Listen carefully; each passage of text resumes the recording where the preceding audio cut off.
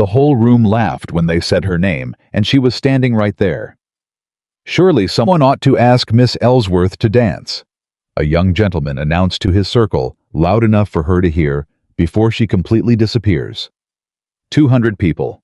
Not one of them told him to stop. Amelia Ellsworth pressed her back against that wall, and she did not move, did not cry, did not leave, because 3 years of being treated like she was nothing had taught her that dignity was the only thing they couldn't take. Then the doors opened. Richard Winthrop walked in, and he walked past every single person in that room straight to her.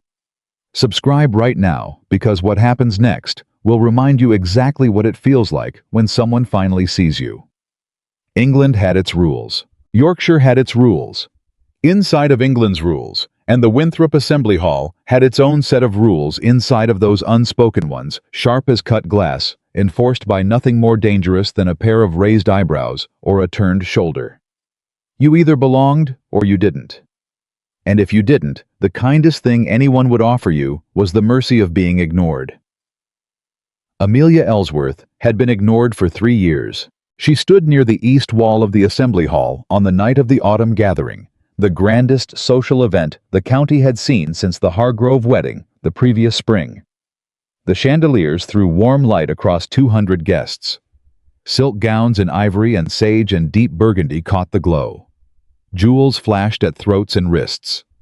Conversation moved in practiced currents flowing from cluster to cluster, carrying names and connections and carefully worded assessments of who had risen and who had fallen in the months since everyone last gathered. Amelia wore a gown that had been let out twice and taken in once. It was a pale blue that had faded slightly at the sleeves, and she had pressed it herself that morning on the narrow table in the back room of her family's cottage. She had pinned her hair carefully. She had borrowed a pearl brooch from the tin box her mother kept under the floorboard. She had stood in front of the cracked mirror above the washstand and told herself that tonight she would hold her head level and she would not flinch and she would not leave early. She told herself that every time. "Miss Ellsworth." The voice came from her left. She turned.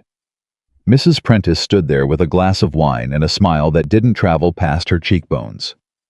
"I didn't realize you were still attending these events."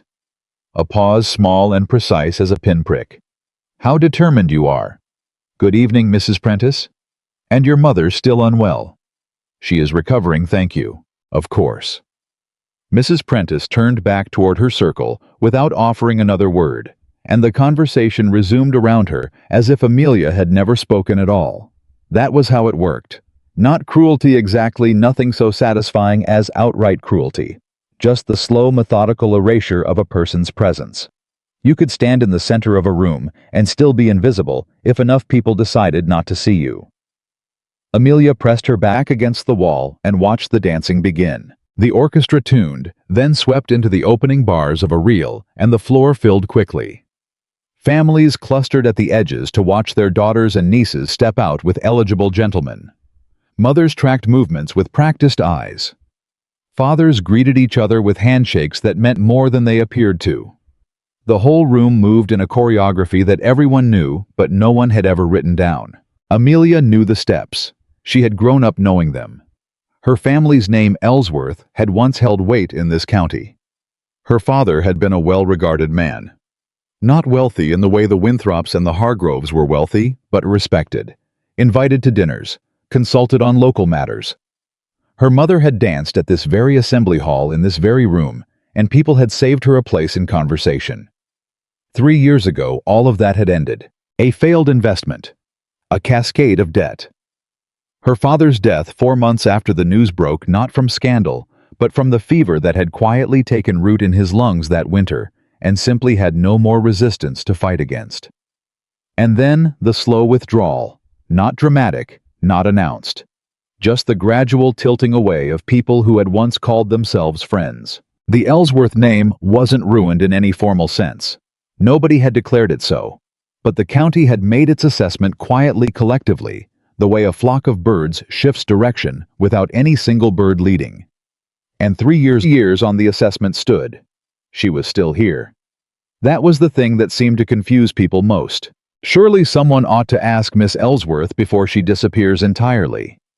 The voice came from a cluster of young gentlemen near the refreshment table not 10 feet away. One of them laughed. Another glanced her direction and then quickly away. Amelia felt the heat move up her neck. She did not move. She had learned in 3 years of practice that moving was the thing that gave them satisfaction. Movement meant she had heard. Stillness meant she had chosen not to hear, and that was a different kind of power, small and bitter at the edges, but hers. The reel ended. The orchestra paused. Conversation swelled to fill the gap. And then the main doors opened. She didn't look immediately. She was watching a young woman in a green gown laugh at something her partner had said. A real laugh, unself-conscious, the kind that made the people nearby smile without knowing why. Amelia was thinking about what it felt like to laugh that way in a room full of people who were glad you were there. Then she felt the shift in the room. It wasn't sound exactly. It was something in the air, a subtle reorientation the way a compass needle swings. She turned. Richard Winthrop stood in the doorway. She had seen him before at events like this one, always at a distance. He was not a man who needed to be pointed out. He stood at just over 6 feet, dark-haired, broad-shouldered, in the way that came from actual labor, rather than a tailor's padding. He wore a coat of deep charcoal wool, and he moved through a room the way water moves around stone without effort, without apology. He was 38 years old, the sole heir to Winthrop Estate, one of the largest land holdings in the county. He had managed the estate himself since his father's death 8 years prior, and had by all accounts managed it exceptionally well. He was unmarried, which was the detail that sent a ripple of electricity through every cluster of mothers and daughters every time he appeared at a social event. He was not by any reputation a warm man, efficient people said. Fair. Demanding. He paid his rents on time, he expected his obligations to be met in return, and he had no patience for what he called ornamental conversation. 3 women had been positioned before him over the past 4 years by well-meaning relations, and 3 times he had been politely but definitively unmoved. He was in the county's collective assessment, a man who had decided that no woman available to him was worth the disruption. Tonight he scanned the room with the same measured gaze he probably turned on ledger books and fence lines, and then with no visible hesitation, no consultation with the host, no pause to exchange greetings with the families nearest the door. He walked, not toward the Hargrove sisters, who were positioned near the center of the room in their best gowns and most practiced smiles. Not toward Miss Pemberton, whose father had recently purchased an adjacent property, and whose connection would have represented a sensible alliance. Not toward any of the women who watched him with carefully calibrated hope. He walked across the entire length of the ballroom floor, straight toward the east wall, straight toward Amelia. She became aware of it gradually, the trajectory, the intention. Her first thought was that she had misread his direction. Her second thought was that he was heading toward someone behind her. She resisted the impulse to look over her shoulder because she was already certain she would feel foolish for having done so. He stopped in front of her. He was taller up close than she'd registered from across a room. He had dark eyes that moved over her face with a directness that was not unkind, but was unambiguously assessing. The kind of look that didn't perform consideration, it simply performed it. He inclined his head. He extended his right hand. Dance with me. Not would you like to. Not may I have the honor. 3 words clean and certain, as if the question had already been settled, and this was simply the announcement of the conclusion. Amelia looked at his hand. She looked at his face. And then she looked at the room, because the room had gone very quiet around them, and she was acutely aware of being watched by 200 people who had 60 seconds ago been politely pretending she didn't exist. She looked back at him. I beg your pardon, Mr. Winthrop. I asked you to dance with me, Miss Ellsworth. The same tone. Patient, not arrogant exactly, certain. The next set is beginning. I heard you. She did not yet move. I simply find myself wondering whether you are aware of who I am. Something shifted at the corner of his mouth. Not quite a smile, an acknowledgement. You are Amelia Ellsworth. Your father was Thomas Ellsworth of Crestfield. Your mother is Margaret Ney Hartwell. You have managed your family's remaining property since your father's death, and you have done so without assistance. A pause. I am aware of who you are. Amelia stared at him. Behind her she could not see this, but she could feel it, the way you feel. Whether before it breaks the clusters of people who had made quiet jokes at her expense 20 minutes ago, were now very still. She placed her hand in his. He led her onto the floor. The orchestra launched into a minuet stately and measured, and Amelia moved through the opening steps with the muscle memory of a girl who had spent her childhood learning this in a drawing room that no longer belonged to her family. She had not forgotten. The body remembered things the mind would rather set aside. Richard Winthrop danced correctly. That was the only word for it. He didn't add flourishes. He didn't perform for the room. He moved through the form with the same efficiency he apparently brought to everything, and he kept his eyes on her face with a directness that she found simultaneously unnerving and, against her better judgment, steadying. You've caused a considerable disruption, Amelia said when the pattern of the dance brought them close enough for quiet conversation. I have a tendency to do that. It wasn't a complaint. The dance separated them. She turned through her steps, past another couple, returned to him. Why? She kept her voice level. It was a genuine question, and she intended it to sound like one. Because I wished to dance, and I chose a partner. He moved through the turn with her. I was not aware it required a more elaborate justification. You are aware, she said, that half this room believes you have made an error. The other half believes I've done something interesting. A beat. I find I prefer the second half's assessment. The dance required them to separate again. Amelia moved through the figures, nodded to the woman across from her, completed the turn. She was aware of the room in a way she hadn't been before, not the heavy, shrinking awareness of being dismissed, but something else. Something electric and uncomfortable, and she recognized with some surprise, not entirely unwelcome. When they came back together, she said, I should tell you, Mr. Winthrop, that I have not danced in over a year. You dance well. I have not danced publicly in over a year, she clarified. The distinction matters. I have been practicing alone in my kitchen. He looked at her, then a different look from the assessing one. Quicker. Something that might have been amusement, or something adjacent to it. In your kitchen. The floor is level, and there is enough space if you move the table. A genuine pause. And then, and she would remember this later, more than she expected to. He said, That is the most honest thing anyone has said to me at one of these events in approximately 6 years. The set ended. He walked her back to the edge of the room, not to the east wall where she'd been standing alone, but to the broad south wall near the tall windows, where there were chairs, and a general sense of people who had chosen to rest rather than been assigned to the margins. May I bring you something to drink, Miss Ellsworth? You need not continue the performance, Mr. Winthrop. You've made your point with the dancing. I did not consider it a performance. His tone shifted a fraction, still measured, but something in it went quieter. I consider it a beginning.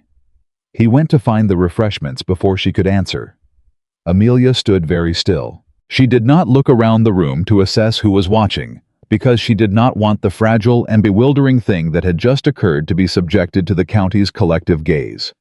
She looked instead at the tall windows, and at the darkness beyond them, and at the wavering reflection of candle flame in the glass. He came back with 2 glasses.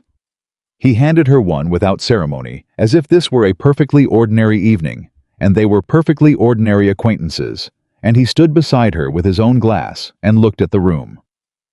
Your family's land, he said. The western portion near the Crestfield Creek. Are you managing it yourself? I am. The Hartwell drainage problem has affected several properties in that range. Have you had flooding near the lower fields? She turned to look at him. Are you asking me about drainage at a ball? I am asking you about drainage at a ball.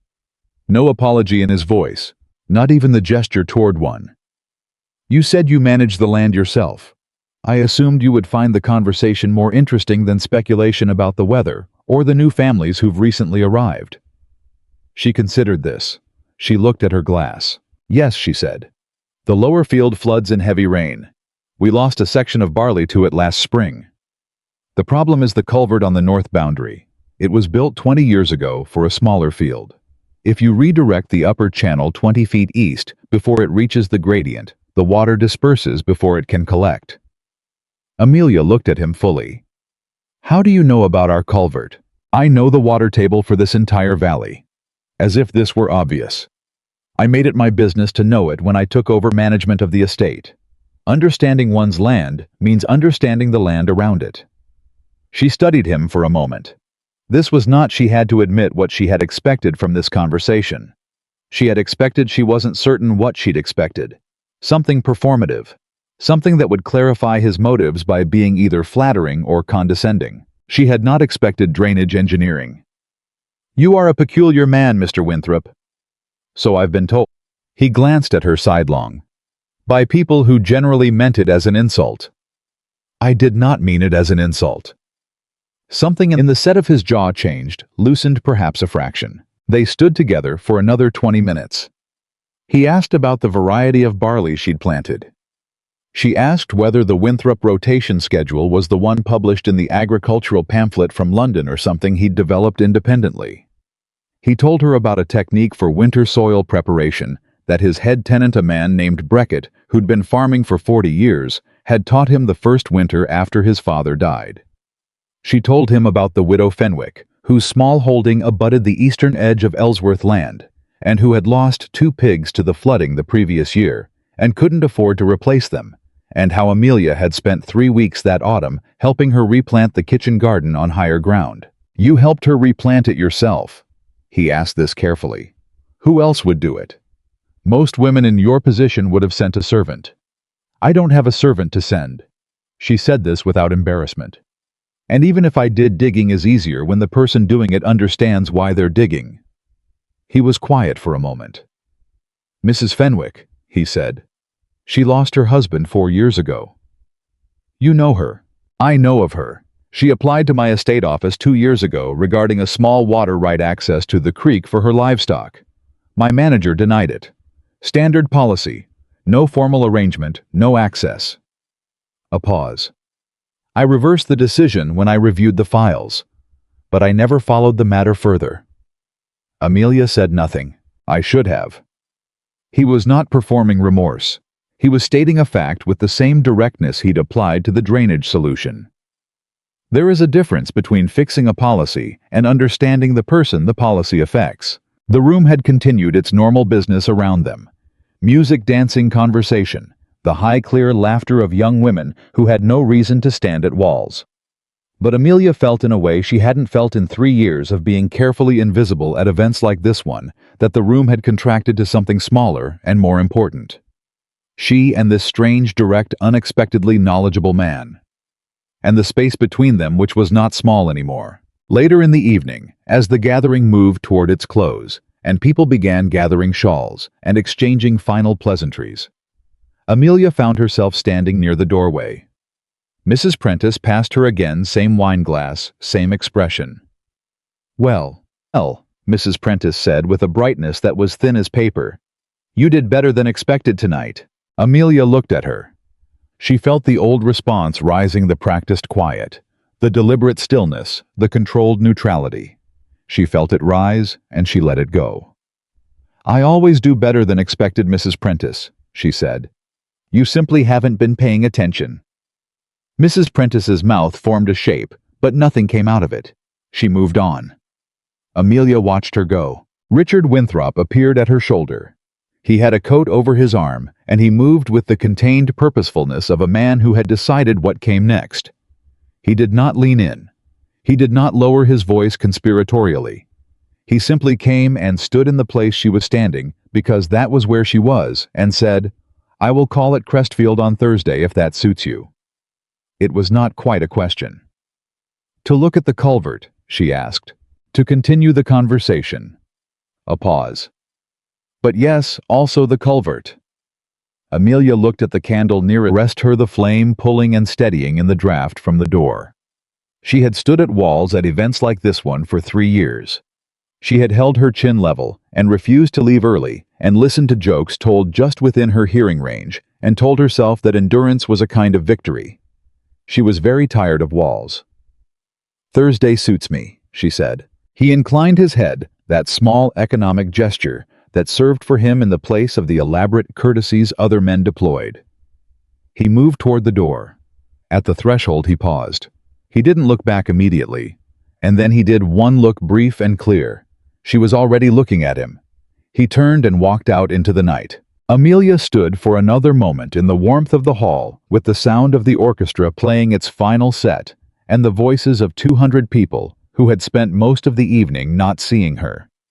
She thought about the way he'd said her father's name, Thomas Ellsworth of Crestfield, as if it were simply a name attached to a man who had existed without the freight of scandal or failure or disappointment that the county had loaded onto it like stones. She thought about her kitchen floor, the table pushed against the wall, the careful steps practiced in the late afternoon when the light came through the south window, and there was no one to see her and no one to tell her she had no business dancing. She had always known she could. She had been waiting without quite admitting it to herself for someone else to know it too. Outside the night was cold and clear and full of stars that had no opinion about the Ellsworth name or the condition of her gown or the precise dimensions of the scandal that had swallowed her family 3 years ago and deposited them here at the margins of a world that had once made space for them. She pulled her shawl close and stepped out into it. Her chin was level, and something in her chest, quiet and stubborn and persistent, as a winter weed growing through stone, had begun very carefully to bloom. Thursday was 4 days away. She intended to be ready. Thursday came with a sky the color of pewter and a wind off the moors that meant business. Amelia had been awake since before first light.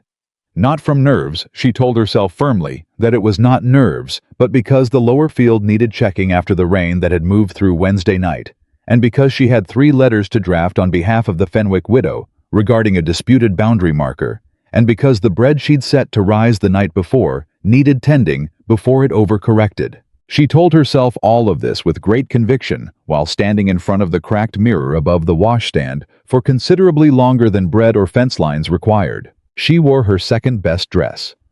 The practical one she reasoned wool properly fitted in a deep brown that didn't show mud. She was not dressing for a social call. She was dressing for a conversation about drainage infrastructure with a man who had asked about barley varieties at a formal ball, and therefore practical, was correct and appropriate and entirely sufficient. She was at the east field boundary when she heard the horse. He came alone. No groom, no attendant. Just Richard Winthrop on a bay gelding that moved with the easy cadence of a horse that covered ground for a living rather than for show. He wore plain riding clothes, darker wool than the ball, and he had the look of a man who had also been awake early and who had also made decisions about what to wear for reasons he wasn't fully prepared to examine. He dismounted without ceremony, looped the reins over the fence post, and walked toward her across the field. "You've already walked the boundary," he said, looking at her boots. "The rain moved through last night. I wanted to assess before the ground dried." He nodded as if this were the obvious and correct thing to have done. "And the culvert is worse than I realized. There's a section of the upper bank that's beginning to undercut." She turned toward the field. "I'll show you." They walked the boundary together. She talked. He listened in the way that people who are genuinely listening listen, not waiting for her to pause so he could speak, but tracking the information she gave him, asking specific questions, following a thread, rather than redirecting it. When she described the undercutting of the bank, he crouched beside it and pressed his fingers into the soil and said nothing for a moment, and then said, "You've got maybe 2 more significant rains before this gives." "That's what I thought." "Can you get a man to shore it this week?" "I can do it myself if I have the materials." He looked up at her from where he was crouching. "You've done this kind of work before." "I've had to learn a great many things in the past 3 years, Mr. Winthrop." He stood. There was something in his face that she couldn't fully read, not pity, which she had become expert at identifying and hating. Something more complicated. "I'll send Breckett," he said. "He can assess what materials you'll need, and I'll have them delivered from the estate store." "I didn't ask for charity." "You didn't ask for anything." His voice was even. "I'm offering because it's practical. The creek that feeds your lower field is the same creek that feeds 3 of my tenant properties downstream. Your drainage problem is structurally my drainage problem. This is called mutual interest." Amelia regarded him. You're very good at framing generosity as logistics. I prefer accurate framing. A pause. Something moved at the corner of his mouth. Though I won't deny that it also serves the purpose of allowing you to accept help without feeling that you've conceded something. She stared at him for a moment. Then she said, "You are a very peculiar man, Mr. Winthrop. You said that at the assembly." "I find it bears repeating." They walked back toward the cottage. He didn't ask to come in, he simply followed the natural direction of the conversation, which happened to lead through the garden gate and across the yard, and she didn't uninvite him, which was an invitation of its own kind. Her mother was visible through the window, moving slowly with the careful gait of someone whose joints had made a treaty with pain, functional but at a cost. "Your mother," Richard said. "Not a question. She was unwell through the winter. She's improved, but slowly." He looked at the window briefly, then away. "My mother died when I was 14, he said. Not as a comparison, not as an attempt to claim shared experience. Just as a fact he had offered perhaps, because facts were the currency he trusted most. "It changes the shape of a household." "Yes," Amelia said. "It does." They stood in the yard. The wind moved through the bare branches of the oak at the garden's edge. She thought about the assembly hall, about the chandeliers, and the silk gowns, and the polished floor, and the careful choreography of who mattered and who didn't. And then she thought about this two people standing in a muddy yard in working clothes, discussing drainage and grief with the same directness. She thought she preferred this. "Will you take tea?" she asked. "I will," he said. The inside of the cottage was small and clean, and arranged with the particular precision of people who had learned to make the most of limited space. The furniture was old, but well maintained. The books on the shelf, and there were more of them than most households their size would have, were arranged by subject rather than ornament. Richard's eyes moved across the room in one assessing sweep, and he said nothing which she appreciated, because what he clearly saw was a household that had been reduced in circumstance, but not in character. Her mother came through from the back room.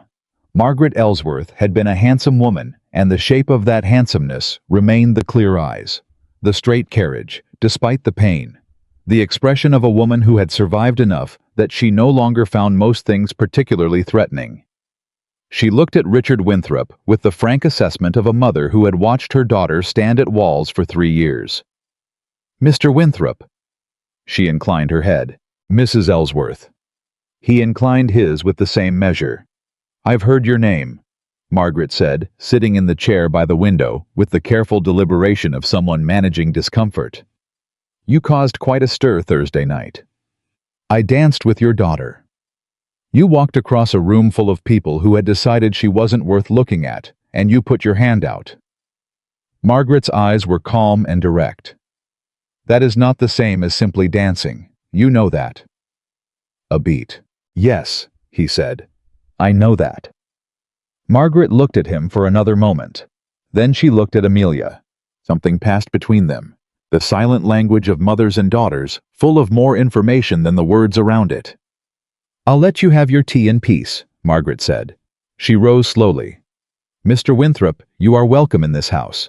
When she had gone back to her room, Richard stood in the small kitchen while Amelia put the kettle on, and for a few minutes neither of them spoke, and the silence was, and Amelia noticed this with some surprise, entirely comfortable. "Your mother," he said finally, "is a remarkable woman. She survived losing everything, and still manages to be more gracious than people who lost nothing," Amelia said. "I'd call that more than remarkable." She poured the tea. She set the cups on the table, the good ones which she had retrieved from the cabinet without pausing to consider whether using the good cups constituted a statement she wasn't prepared to make, and by the time she'd considered it, they were already on the table, and she left them there. He sat. She sat across from him. And the conversation, which had never really stopped, only moved from field to yard to kitchen, continued. He asked about her father. Not in the careful, tactful way people asked when they were really asking about the scandal. He asked, what kind of man was he? And the question was so plainly meant that she answered plainly. Generous to a fault, she said. And I mean that precisely. He gave without calculating whether he could afford to. When the winter of 1814 came, and the village had 3 families who couldn't afford fuel. He supplied them from our own stores. When a tenant's roof failed, he repaired it at his own cost rather than raise the rent. He was, she paused, and the word she found was not the one she'd expected, luminous. He made people feel that goodness was available to them. And the investment that failed, he trusted a man he should not have trusted. Her hands were steady around the cup. She had rehearsed this story many times in her own mind in the privacy of the kitchen floor she danced on alone. The investment itself was not foolish in concept. Improving a road through the Eastern Valley, it would have benefited every landowner and tenant in the area. He brought together a group of investors, collected the funds, and contracted with a firm out of Leeds. The firm was not what it presented itself to be. The money disappeared. My father spent the last year of his life trying to understand what had happened. And he died before he could prove anything. She set the cup down. The county drew its own conclusions. A man who lost investors' money was either a fool or a cheat, and the county preferred cheat. It made a tidier story. Richard was quiet for a moment. "You said he was trying to prove something," he said carefully. "Did he leave records?" Something in Amelia's chest shifted. "Yes," she said. "He left papers. I have them. I've read them many times, and I believe I understand most of what they say. But there are financial documents, accounting notations, correspondence that use terms I don't know well enough to interpret fully." "What kind of terms?" She looked at him across the table. "The kind that a man who manages a large estate and its accounts would understand." The silence that followed was not empty. It was full of the thing she had just said and the thing he was turning over in response to it. "I could look at them," he said, carefully, "if you wished." "Why would you do that?" "Because the alternative is that a man who may have done nothing wrong continues to be remembered as having done something unforgivable." His voice was even. "And because you have been paying the price for that memory for 3 years." Amelia looked at him for a long moment. "You'd better finish your tea," she said finally. "The papers are in the back room." She hadn't shown them to anyone. Not Mrs. Croft, the solicitor's wife, who had once been her mother's closest friend. That friendship had cooled with the Ellsworth name. Not the young solicitor, Mr. Hadley, who had handled the estate's remaining legal matters because she hadn't fully trusted him with the parts that might be embarrassing or incomplete. Not anyone. She spread them across the kitchen table when the cups were cleared. Ledger pages in her father's hand, dense with figures.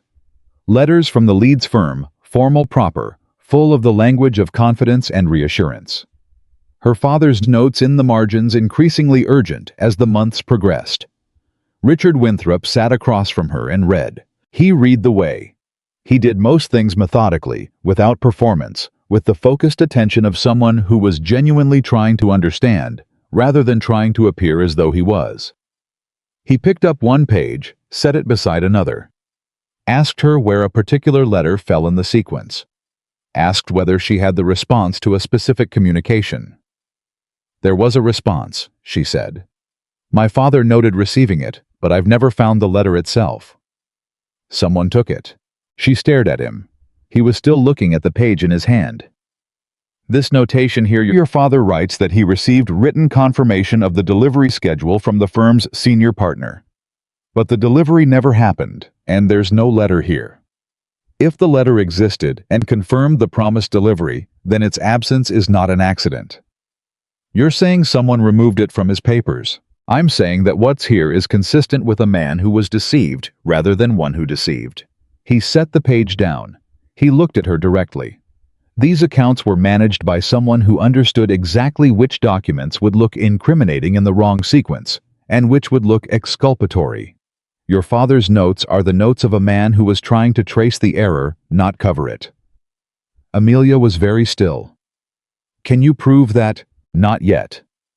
He began to organize the pages with care, aligning them in the sequence they'd developed together. "But I know what I'm looking at, and I know what's missing. The question is whether the missing pieces still exist somewhere." A pause. "Do you know the name of the firm's senior partner? The man who corresponded directly with your father?" "Caldwell," she said. "Edmund Caldwell." Something crossed Richard's face. It was fast, controlled, calibrated, but she saw it. "You know that name," she said. He did not answer immediately. His hands stilled on the papers. "Mr. Winthrop." Her voice was quiet, but it had an edge in it now, the kind that had been sharpened on 3 years of standing at walls.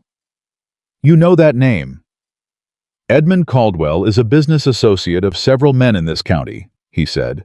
"He has a strong reputation. He has done well for himself since 1814. "Since 1814, she repeated. "The year my father's investment failed." "Yes. And the year Caldwell apparently moved from Leeds to a rather fine property in the Eastern Valley." Richard looked at her.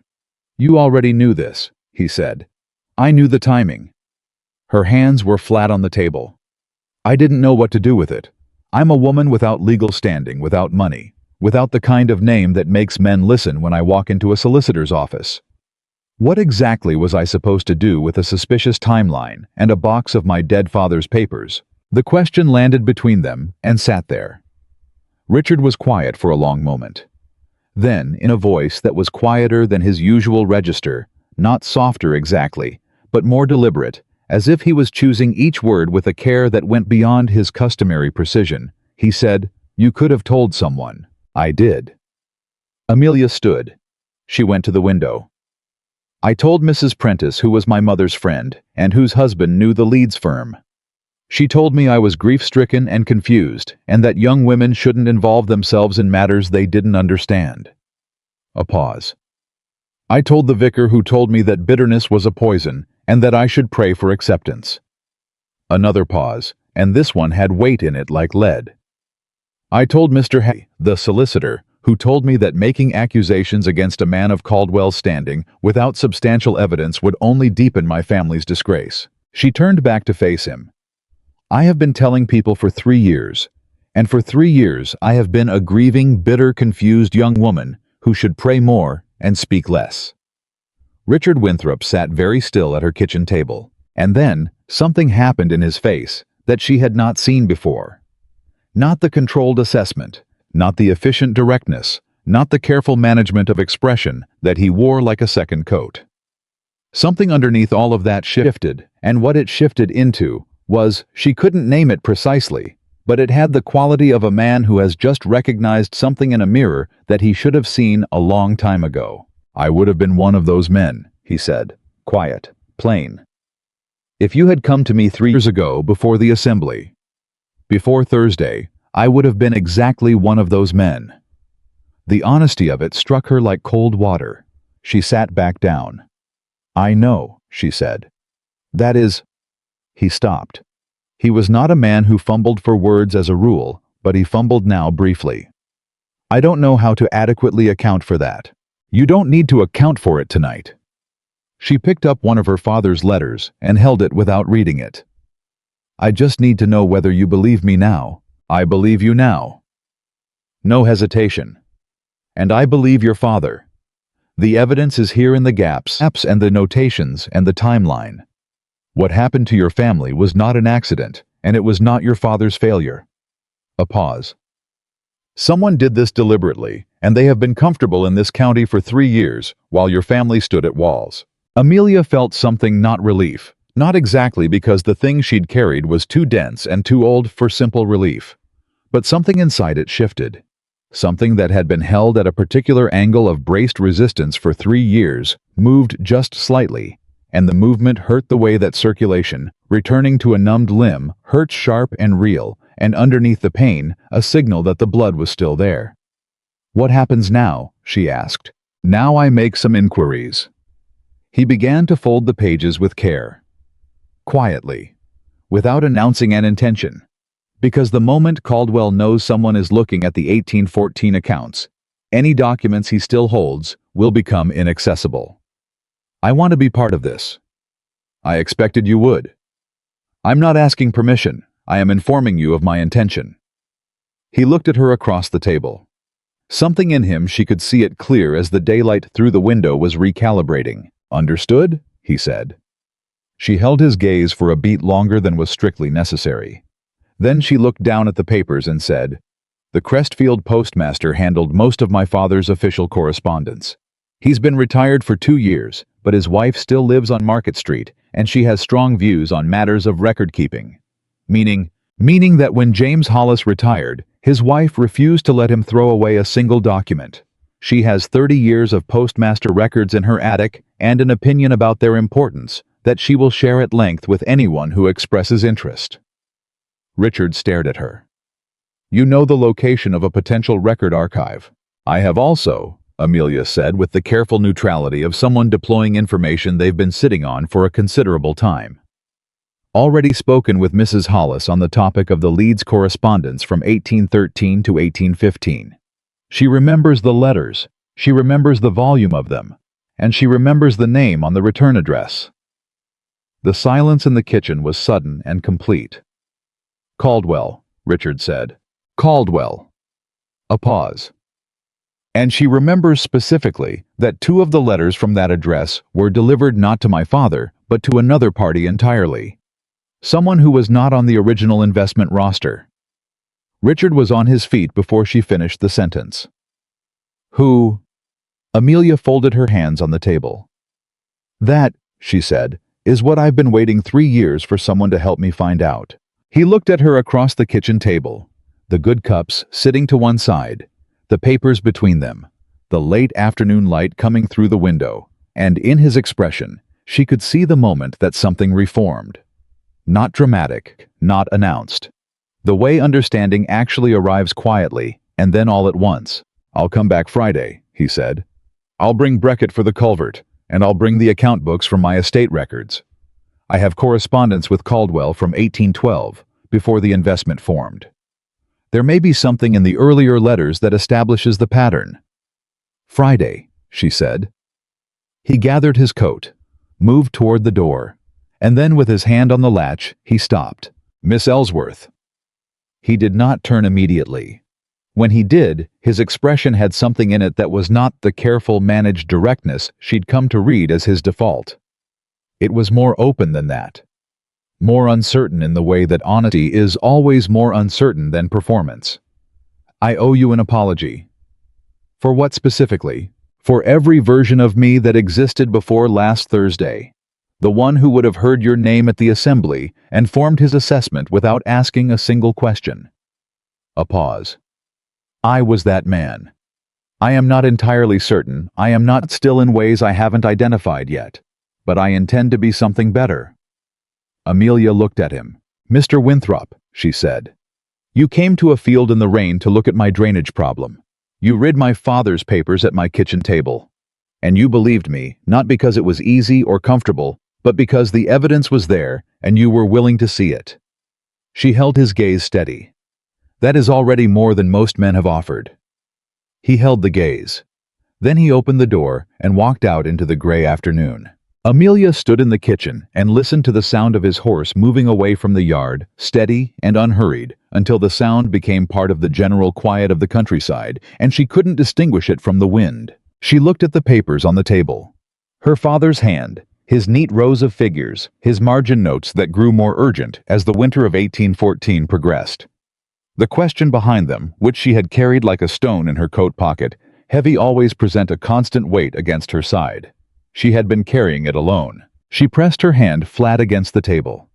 Against the paper beneath her palm, her father's words, her father's careful documentation of a wrong he hadn't lived to name. She was not carrying it alone anymore. And somewhere in a retired postmaster's attic on Market Street in 30 years of documents that a careful woman had refused to throw away, there was a letter that told the truth about Edmund Caldwell and the winter that had taken everything from the Ellsworth family. Amelia picked up her pen. She began to write. The letter from Mrs. Hollis arrived on a Monday morning, 9 days after Amelia had first sat down with Richard Winthrop at her kitchen table and spread her father's papers between them like evidence at a trial.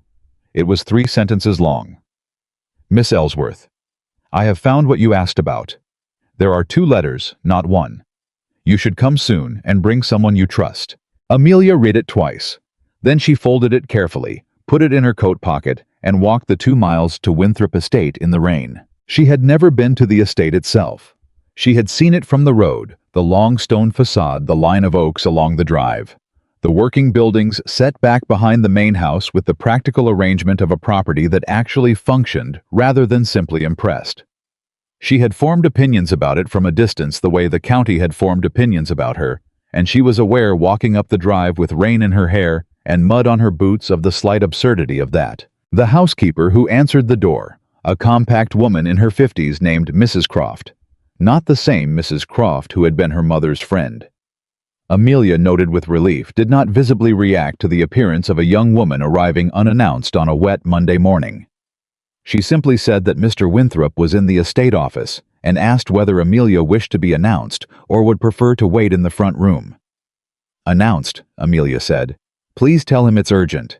She was in the office inside of 2 minutes.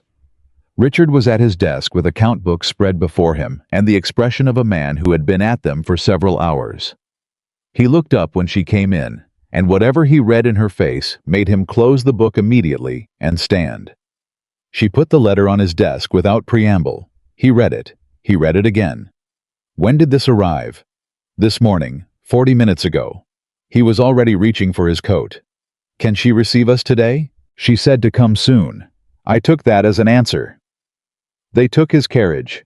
The rain had settled into the steady, indifferent variety that intended to continue, regardless of human plans, and the road to Market Street was soft with it, the horses' hooves pulling and releasing in a rhythm that should have been tedious but felt to Amelia like urgency given physical form. Richard did not fill the silence with reassurance.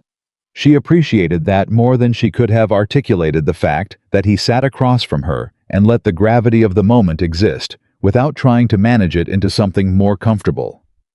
"If there are 2 letters," she said, thinking aloud, "then my father wasn't the only recipient. Someone else was in communication with Caldwell before the investment formed." "Someone on the inside," Richard said. "Someone who knew the structure well enough to be useful to Caldwell's scheme. One of my father's fellow investors. Or someone who positioned himself as one." A pause. "The investment roster, do you have all of the original subscribers?" "My father's records show 7 names. 2 of them died in 1816. 1 emigrated to Virginia. The remaining 4 are still in the county." "Did you recognize all 4 names?" Amelia looked at him. 3 of them, yes. Landowners. I knew their families. "And the 4th?" She was quiet for a moment. "A solicitor named Parsons. He was newly established in 1813. I didn't know him well, but my father wrote about him. He described Parsons as enthusiastic and well-connected with access to investors further south who could expand the funding base." Richard's expression didn't change, but his stillness did. It acquired a particular quality, the kind that precedes a significant realization. "Parsons," he said carefully. "You know him. He's been Mr. Hadley's senior partner for the past 4 years. Richard's voice was even. "He handles the legal affairs of approximately 1/3 of the major landowners in this county." The carriage went over a rut. Neither of them moved. "Including your affairs," Amelia said.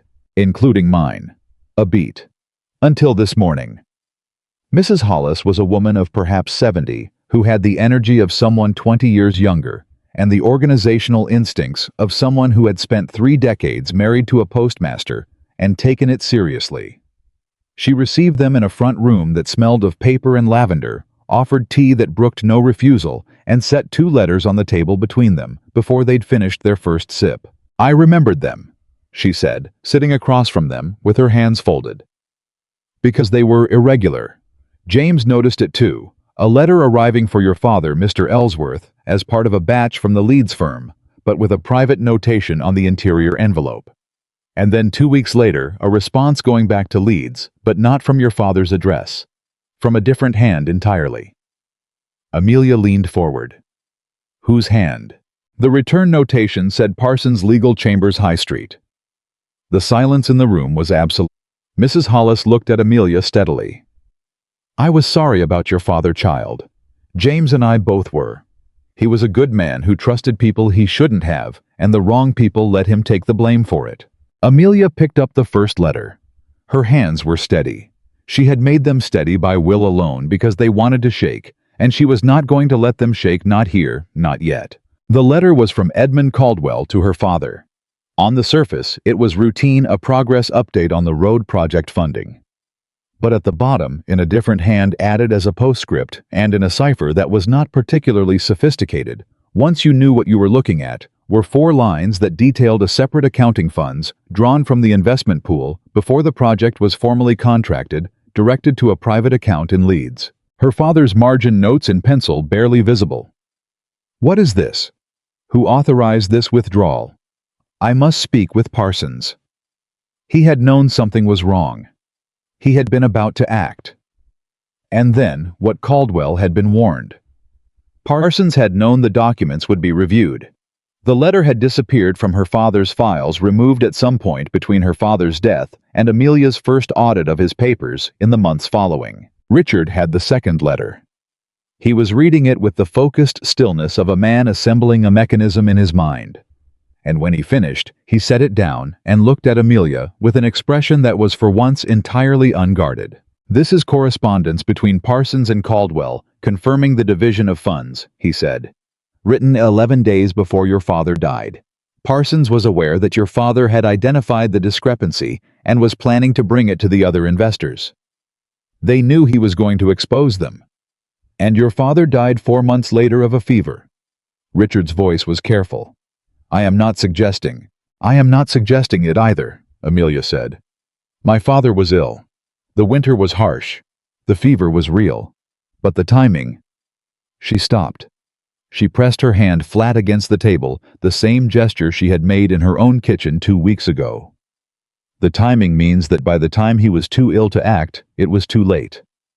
And with him gone, Richard said, there was no one left with both the knowledge and the standing to make the case. There was me. Her voice was quiet. There was just me. Mrs. Hollis, who had been listening with the attentiveness of a woman who understood exactly what she had held in her attic for 3 years, reached across the table and put her hand over Amelia's. She didn't say anything. She just left her hand there for a moment, and then she withdrew it. You'll be wanting to keep those letters safe, she said briskly. I'll make copies for my own record if you'll permit it. James always said 2 copies survive where 1 may not. Please, Amelia said. They were back in the carriage by mid-morning. Richard held the letters, both originals wrapped in oilcloth, against the rain, and he sat with them in his hands, and he was very quiet. Amelia watched him. You're thinking about Parsons, she said.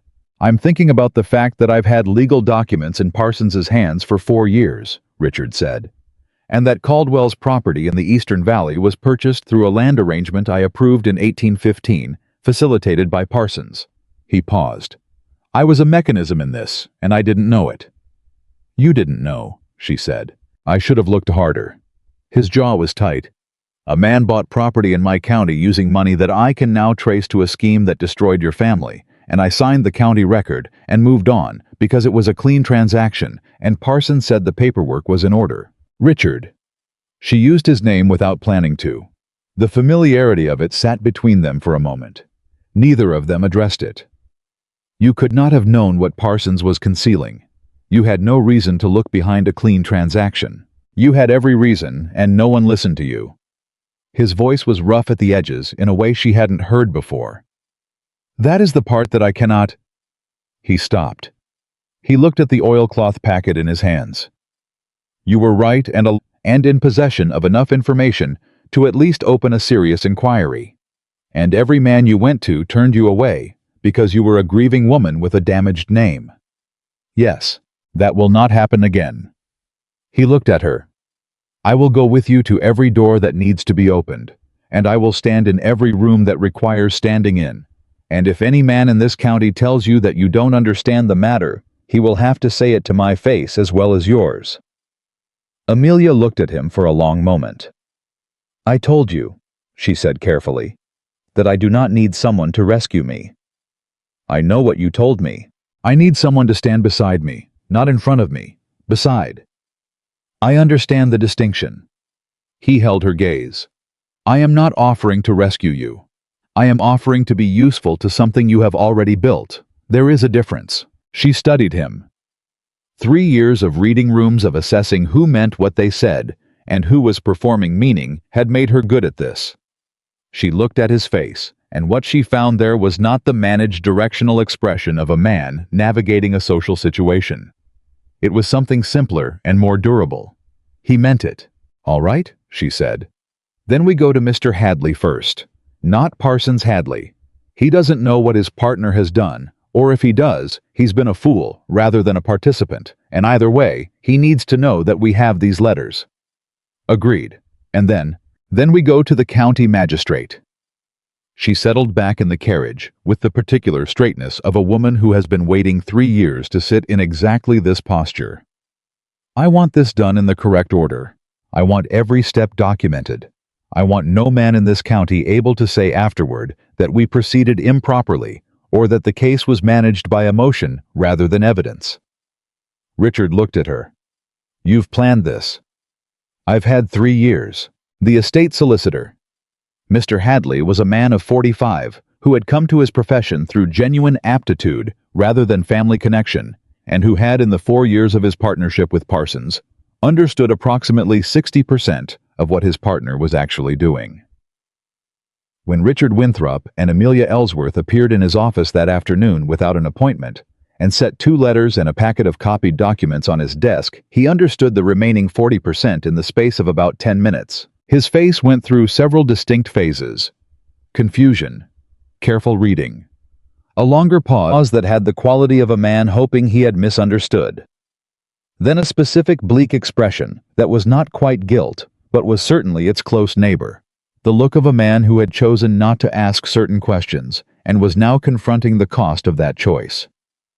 "I need to tell you both," he said at last, setting the final page down, "that I was not aware of the full scope of what is documented here." "I believe you." Amelia's voice was level. "I also need to tell you that your belief in your own ignorance, while I accept it as genuine, does not change what your partnership has enabled." Hadley looked at her with something that might, in a less fraught moment, have been described as respect. "No, it does not. What I need from you," she continued, "is your cooperation, not your guilt. Your cooperation. You have access to the partnership's files going back to 1813. If there are additional documents, anything that establishes the full scope of what Caldwell and Parsons arranged, I need you to secure them before Parsons has any indication that this conversation has occurred." "And if I decline," Richard said very quietly, "then I dissolve my arrangement with your firm this afternoon, remove my account from your management, and I go to the magistrate with what we have, which is already sufficient to open an inquiry. And when the inquiry opens, your name is the one associated with Edmund Parsons's practice." Hadley looked at him. Then he looked at Amelia. "You came here to give me a choice," he said. "We came here to give you a chance," she said. "Those are different things." Hadley stood. He went to the cabinet behind his desk, and he pulled out a key that lived on a ring that lived in his waistcoat pocket, and he unlocked the lower drawer, and he began to remove files. "There is," he said with the careful voice of a man dismantling something he should have taken apart years ago, "a ledger, a secondary ledger that Parsons maintained separately from the practice accounts. I found it 3 years ago, and I asked him about it, and he told me it was a personal investment record, and He stopped. He set the ledger on the desk. I chose to believe him. Amelia picked it up. Inside, in Parsons' tight, precise handwriting, was a complete record of everything. The funds diverted from the Ellsworth investment, the arrangement with Caldwell, the division of proceeds, the dates, and one date circled in ink that made Amelia's breath catch. 4 days before her father's final conversation with the other investors. Someone had marked the date, had known it was coming. She showed it to Richard without speaking. He looked at it. His expression didn't change, but his jaw tightened in the way she had come to recognize as the external marker of an internal response he was choosing not to perform. "We go to the magistrate today," he said. "Today," she agreed. They went to the magistrate. Magistrate Alderson was a man of 60 who had served the county for 25 years and who had in those 25 years developed a fine-grained sensitivity to the difference between a complaint and a case. He received them in his official capacity, in his official room, with the formal weight of the county's legal machinery present in every piece of furniture and every shelf of bound records. He listened without interruption. He read both letters. He examined the ledger.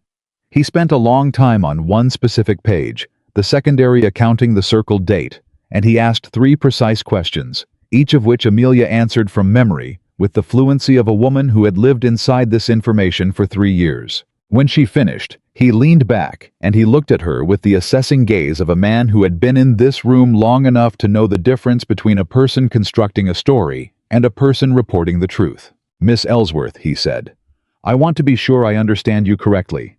You are alleging that Edmund Caldwell, in concert with a solicitor named Parsons, deliberately defrauded the 1813 road investment, of which your father was the primary organizer, manipulated the documentary record to shift blame to your father's management, and that your father died before he was able to present the evidence he had already begun to collect."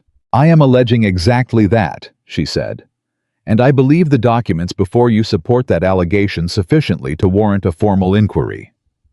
Alderson looked at Richard. "And you, Mr. Winthrop, you are here in what capacity?" "As a witness to the authenticity of the documents and the conduct of the inquiry to date," Richard said, "and as a party who has himself conducted business with both Caldwell and Parsons in the period following the events of 1813, and who wishes to make himself available to the inquiry in any capacity that serves the process." Alderson looked between them for a moment. "You understand," he said, "that what you are asking me to do will make a great deal of noise in this county." "Yes," Amelia said. "People who have been comfortable will become uncomfortable." "Yes. Men with standing will dispute the record." Magistrate Alderson. She held his gaze with the steadiness of 3 years of practice. "My father was a good man who was destroyed by men with standing who knew that no one would look too closely. He has been described as a failure and a fool in this county for 3 years, and his family has borne that description. I am asking you to look closely. I understand what it costs. I am asking you to do it anyway." The room was very quiet. Outside, rain was still falling. Alderson picked up the ledger. He examined the circled date again. He set it down. "I will issue a summons for Edmund Caldwell," he said. "And I will want Parsons's practice suspended pending review. Mr. Hadley." He looked at Richard. "Has he cooperated fully?" "He turned over the ledger voluntarily," Richard said. "That will be noted." Alderson stood. He extended his hand to Richard first by reflex, then he caught something in Amelia's expression, and he extended it to her instead. "Miss Ellsworth, your father had the good sense to document carefully. That documentation has preserved the truth in spite of people who believed that 3 years was enough time for the truth to become inaccessible." Amelia shook his hand. 3 years was not enough, she said. It was never going to be enough. They were back in the carriage before she allowed herself to breathe. Not the controlled, steady breathing of the past, several hours. The breathing of someone who is managing their body with the deliberate precision required by a situation that cannot afford the softness of feeling. This was different. This was the breath that comes when a door you have been pushing against for 3 years suddenly opens, and you nearly fall through it from the accumulated force of the effort. She pressed her hand over her mouth. She closed her eyes for 3 seconds. Richard across from her said nothing. He let the moment exist exactly as it was. Then she straightened. She opened her eyes. She looked at him. "There is something else," she said. "Tell me." "The ledger, the circled date. 4 days before the investor meeting my father never got to hold." She paused. "In my father's papers in a letter I've read many times but never fully understood. He wrote to my mother that he was going to ask someone for advice before someone he trusted. A landowner. A friend." She stopped. "Amelia." His voice was careful. "He didn't name the person in the letter. He wrote," she pulled the words from memory precisely, "I shall speak with W before Thursday. He will know the right course." She looked at Richard steadily. W. The carriage moved through the rain. Richard sat very still. "My father's name was William Winthrop," he said. His voice was exactly level. "He died in 1808, when I was 30. I know when your father died. If your father wrote to my father, if there was a letter, a conversation, then your father may have known, she said, not accusing, stating, or may have been about to know. The silence that followed was the longest they had shared. Richard turned to look out the window at the road, the rain, the countryside moving past in the flat gray light. When he turned back, his face had undergone something that she would not have been able to describe to anyone who had not been sitting in this carriage watching it happen. A private reckoning. A collision between what he had believed about his own history and what the afternoon had just introduced into it. My father died in his sleep, he said. It was November 1808, a cold night. He was not ill. Amelia looked at him. She did not say what they were both in the terrible stillness of the carriage beginning to think. She said instead, "We need to find out whether my father actually spoke with yours before he died, and whether your father ever acted on whatever my father told him." Richard looked at her. "My father's desk," he said slowly. "I kept everything. I went through his papers in the months after he died, and I sorted them, and I put them in the estate archive, and I have not opened that archive since 1809. Amelia felt it the thing that had been building since Monday morning's letter, since the 2 letters on Mrs. Hollis's table, since the ledger in Hadley's locked drawer. The momentum of truth, once it begins to move, does not stop at convenient places. It keeps going. It finds the next door and the one after that. "We need to look at your father's papers," she said. "Yes." Richard's voice was quiet, and inside that quiet was something she recognized, the sound of a person who is about to learn something that will change the shape of their own story, and who is choosing, despite the cost, to look directly at it. "Tonight?" she asked. "Tonight," he said. The estate archive was in the East Wing, a room Richard had unlocked exactly twice since 1809, both times, to add documents rather than retrieve them. The key lived on a hook inside his desk drawer, and when he took it down that evening, it felt heavier than a key had any right to feel. Amelia stood beside him in the corridor outside the archive room. She had sent word to her mother, Mrs. Breckett, the housekeeper's wife, had agreed to look in on Margaret for the evening. She had eaten something, though she couldn't have said afterward what it was. She had changed out of the wet coat and into a dry one from the small wardrobe Mrs. Croft had offered without comment or explanation, simply appearing with it, the way competent housekeepers appear with necessary things. Richard put the key in the lock. "Whatever is in here," he said without turning around, "I want you to know that I intend to see it clearly, whatever it shows. I know that. Even if it shows that my father—" He stopped. He turned the key. Even then, the room smelled of paper and cold, and the particular stillness of things that have been enclosed for a long time. Richard brought the lamp close, and they stood before the wall of shelved boxes, each one labeled in a hand that was not Richard's, his father's estate secretary. He explained a meticulous man named Fowler, who had organized everything in the final years of William Winthrop's life. The boxes were arranged by year. Richard ran his fingers along the labels until he reached 1808, and then he lifted the box and carried it to the small table in the corner, and set it down, and he and Amelia stood over it together in the lamplight. The contents were dense. William Winthrop had been, by the evidence of his files, a man who kept everything. Correspondence receipts, notes to himself on torn scraps of paper, formal letters and informal ones, mixed together in an order that made sense only to whoever had arranged them. Richard sorted through them with the careful hands of a man handling something fragile, and Amelia sorted from the other side, and they worked in near silence for 20 minutes. Then Amelia's hand stopped. The letter was folded twice and tucked inside a receipt for livestock feed, as if it had been placed there hastily, or placed there deliberately to avoid the obvious sequence. She opened it. The handwriting was her father's. She knew it the way she knew her own face, the particular curve of the capital letters, the slight lean to the right that became more pronounced when he was writing quickly, the way he formed the letter E with one continuous stroke. She had spent 3 years reading his papers.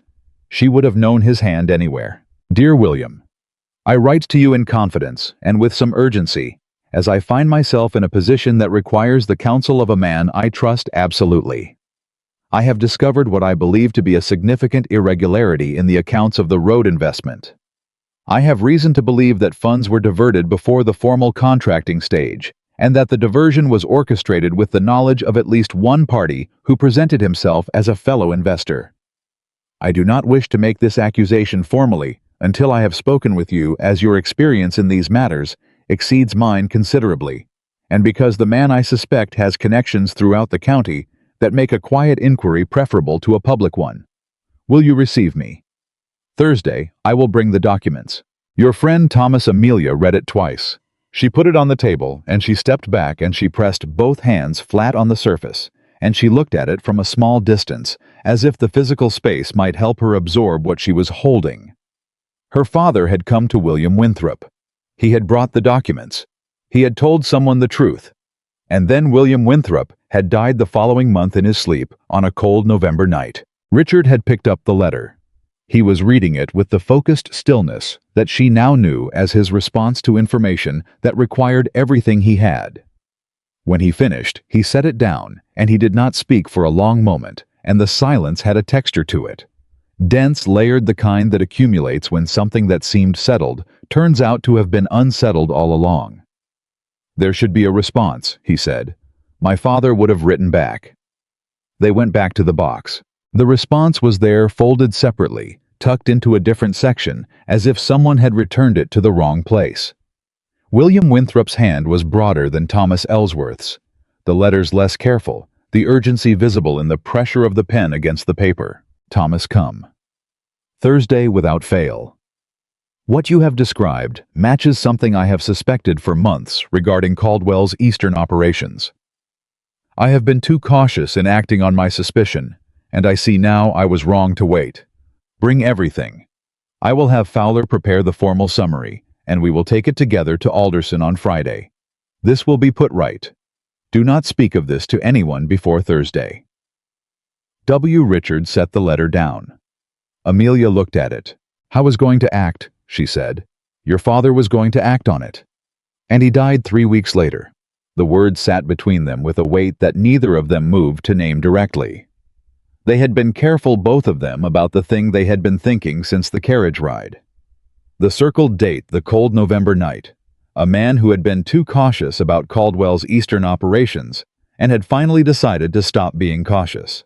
Richard turned away from the table. He walked to the far side of the room. He stood with his back to her for a moment, and she let him have that moment because she understood what it cost, the reconstruction of a history.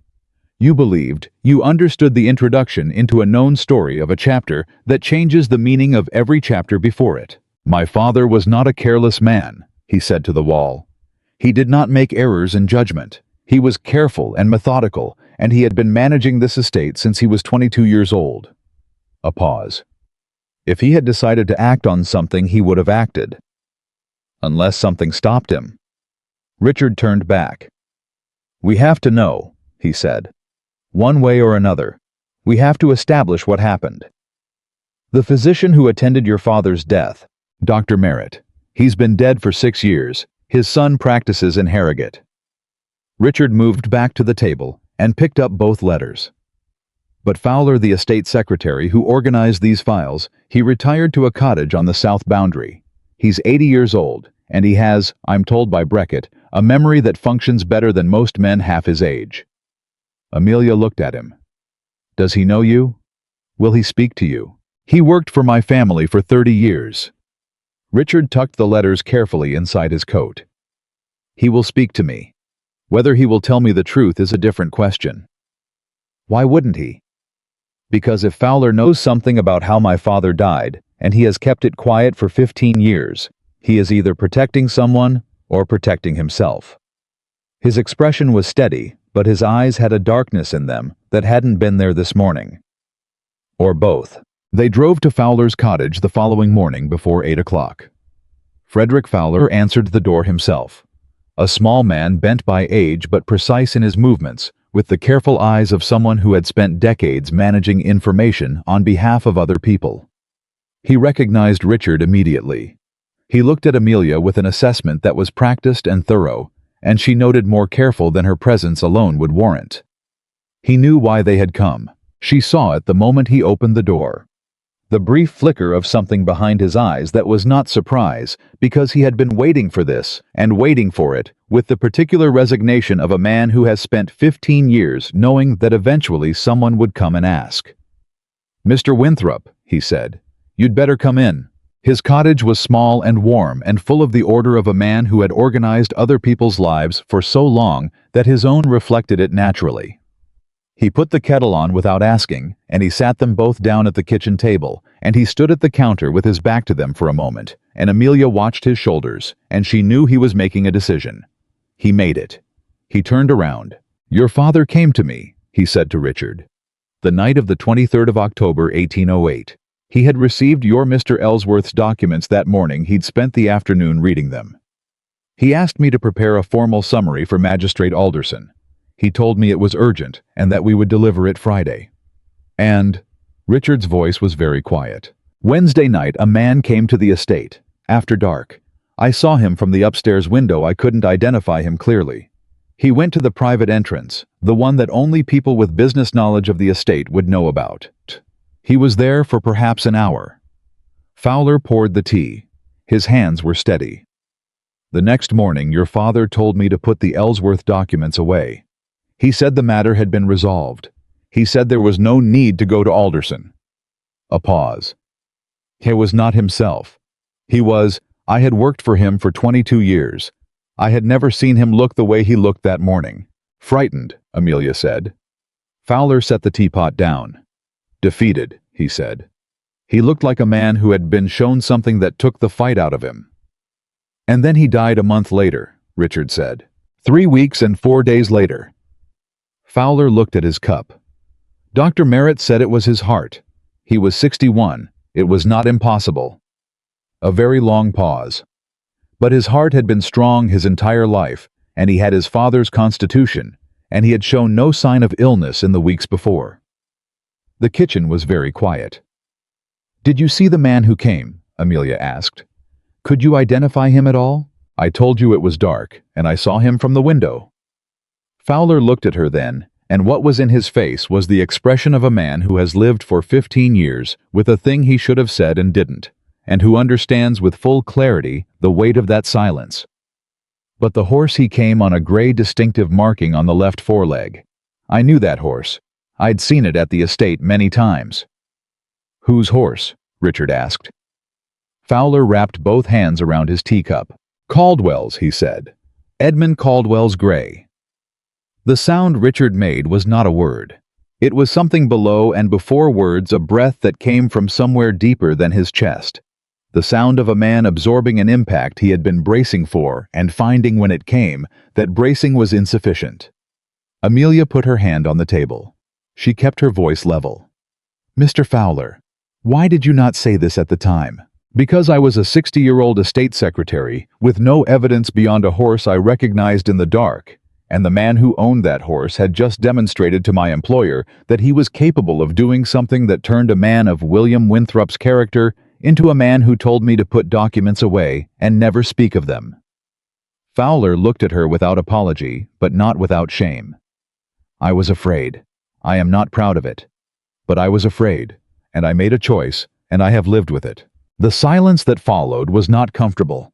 It was not meant to be. Then Richard straightened.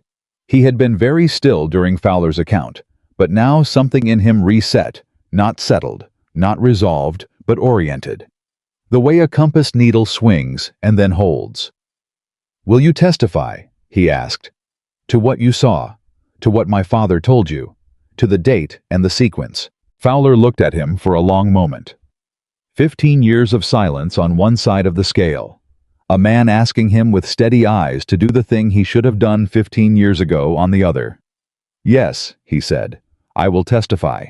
They went back to Alderson that same afternoon, with Fowler's signed statement, with both letters, with the ledger. Richard walked into the magistrate's chambers with the particular momentum of a man who has been moving toward a point without knowing it and has finally arrived. Alderson read Fowler's statement twice. He spent a long time on the section about the horse. He asked Fowler 3 questions himself. Richard had brought him at Amelia's suggestion because a witness who delivers his own account is more powerful than a second-hand report. Fowler answered each question with the precision of a man who has rehearsed the truth inside his own memory for 15 years and knows every detail of it. When it was done, Alderson looked across his desk at both of them. "I am issuing a formal warrant for Edmund Caldwell," he said, "and I am expanding the inquiry to include the matter of William Winthrop's death." A pause. "I want to be honest with you both. What we have is sufficient for a serious inquiry. Whether it is sufficient to prove everything you believe occurred, that is a question for the process." "I understand," Amelia said. "You have done well, Miss Ellsworth." Alderson said it plainly as a statement of fact. "You preserved the documents. You maintained the case. You brought it here in a form that can be acted upon. That matters." She nodded. She did not offer false modesty, and she did not perform gratitude. She said, "My father deserves to have the truth of his life restored. We will do what can be done." Outside Alderson's chambers. In the late afternoon, Amelia stood on the step and breathed the cold air and felt the strange, enormous lightness of having put down something very heavy. Not the end of it. She was not naive enough to believe that a warrant meant a conclusion, or that the process would be clean or quick or free of the resistance that powerful men mounted when they felt the ground shift beneath them. She knew better. But the stone had moved. The door had opened. Richard stood beside her. He had been quiet since Fowler's cottage, the particular quiet of a man processing something that required more space than a single afternoon could provide. She had not pushed against it. She understood that grief had its own architecture, and what he was building inside of it required time and silence. "Your father knew the truth," she said. "He tried to act on it, and Caldwell stopped him." The words were flat, not emotionless. The flatness was the surface of something much deeper, the way ice is the visible surface of a very deep cold. "He came to my father's house in the dark, and he stopped him. And then my father was dead 3 weeks later, and whatever Caldwell said or showed him in that hour died with him. We don't know exactly what happened in that hour. No, we don't." Richard turned to look at her. "Does that matter to you? The precise details?" She considered this honestly. "I need the legal case to be as complete as possible. The precise details may matter to that case." A pause. "But what matters to me, what has always mattered to me, is not the precise mechanism of what was done to my family. It's that the county knows it was done, that my father's name is restored, that the people who profited from his destruction are not comfortable anymore." Richard was quiet for a moment. "Caldwell has been comfortable for 15 years. Yes. And Parsons. And everyone who chose not to look too carefully because looking carefully was inconvenient. Yes." She held his gaze. "Including the versions of ourselves who might have made the same choices." He looked at her. "I would not have," he began. "You told me yourself," she said not unkindly, "that you would have been one of those men, 3 weeks ago, before the assembly, before the papers, before all of this." She did not soften it. There was no reason to soften what was true. "You were not a bad man. You were an uninformed one. The difference matters, but it does not erase the fact." Richard held her gaze and did not look away. She was beginning to understand one of the things he did looked directly at difficult things rather than managing them into more comfortable shapes. She had thought when she first understood it that it was simply the habit of a practical man. She was learning that it was something more than that. "I owe you more than an apology," he said.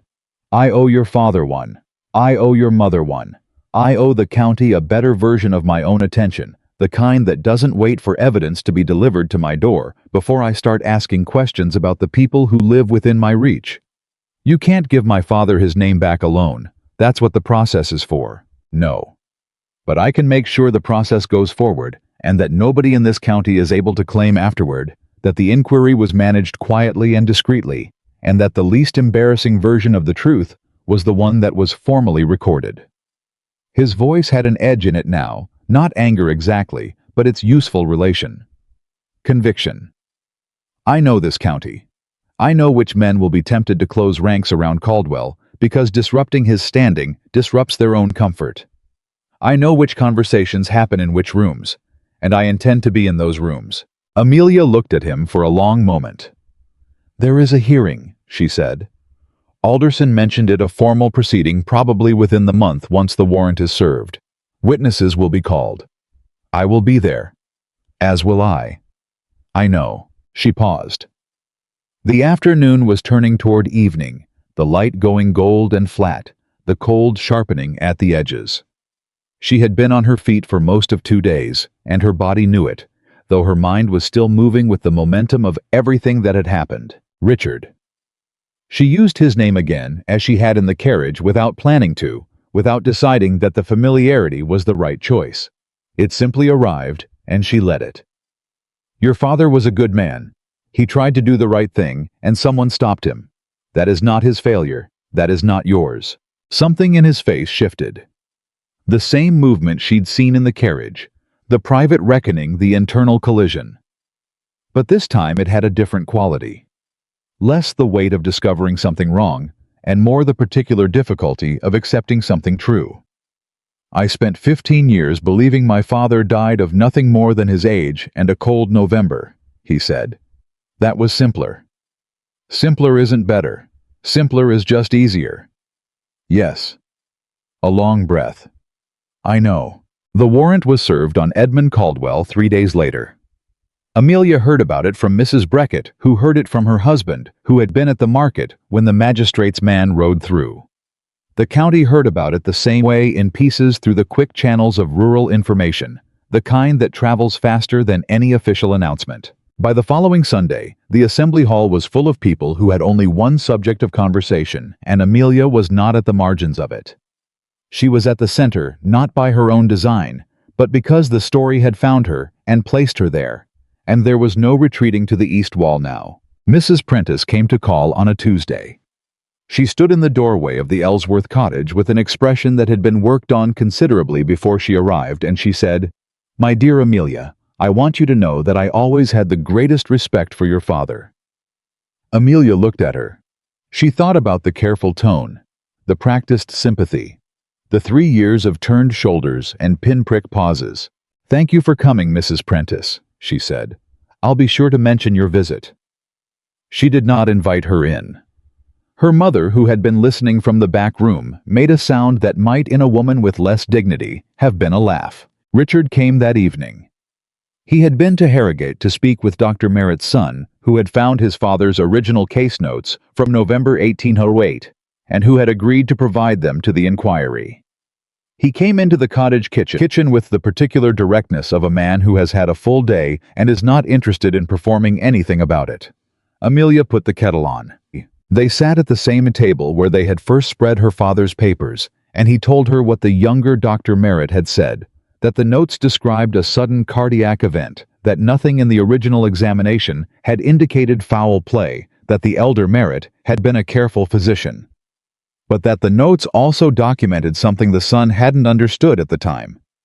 He'd first read them, a notation about the unusual state of the deceased's study books, moved papers disturbed as if someone had been through them recently. "Someone searched the study after he died," Amelia said, "before the physician's second visit.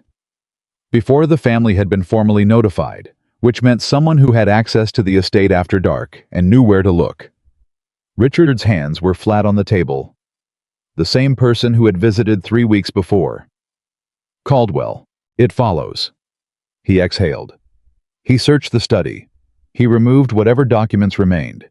He made sure that when the estate was settled and I came into management, there was nothing to find. Except that Fowler had put 2 letters in the wrong box. 2 letters in the wrong box.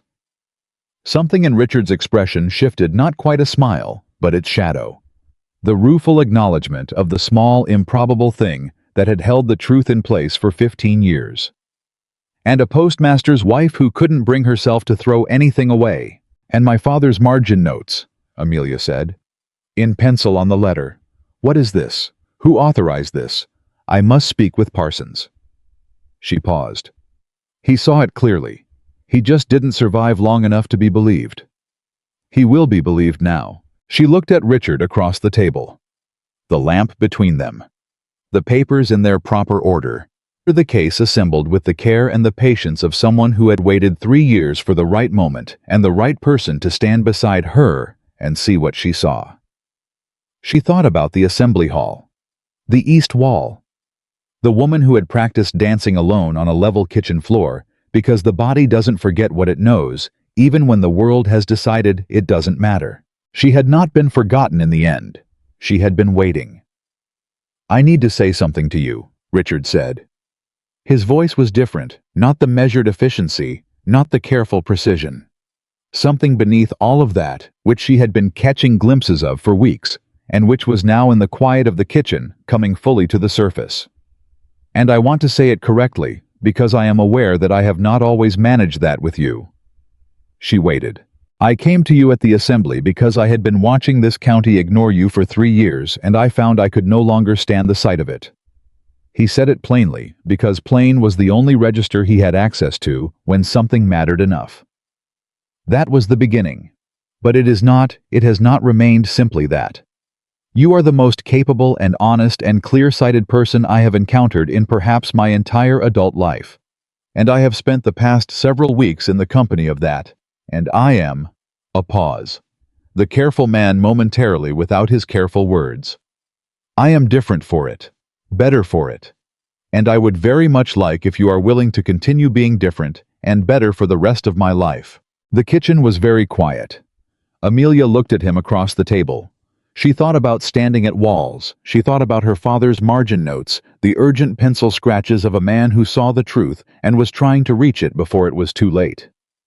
She thought about the cracked mirror above the washstand and the pearl brooch from the tin box under the floorboard, and the careful pressing of a faded blue gown on a narrow table. She thought about what it meant to be seen, not rescued, not positioned, not managed into a more comfortable form.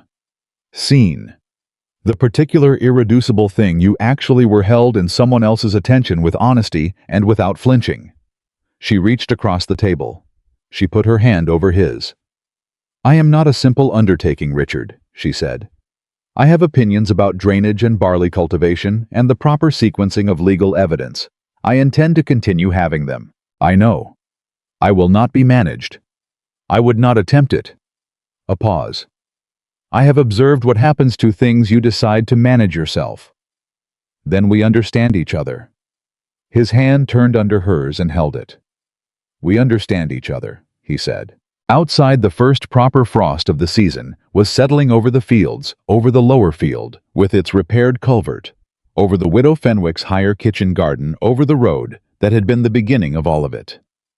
The world was cold and clear, and full of the particular stillness that comes just before the hardest part is over. Inside the small kitchen on Crestfield land, 2 people sat at a table covered in her father's papers and held each other's hands and did not need to say anything more. The truth had been found. The case was made. What came next would require everything they had: the hearing, the testimony, the county's slow and reluctant reckoning with what it had chosen not to see. But that was tomorrow's work. Tonight, it was enough to have arrived here.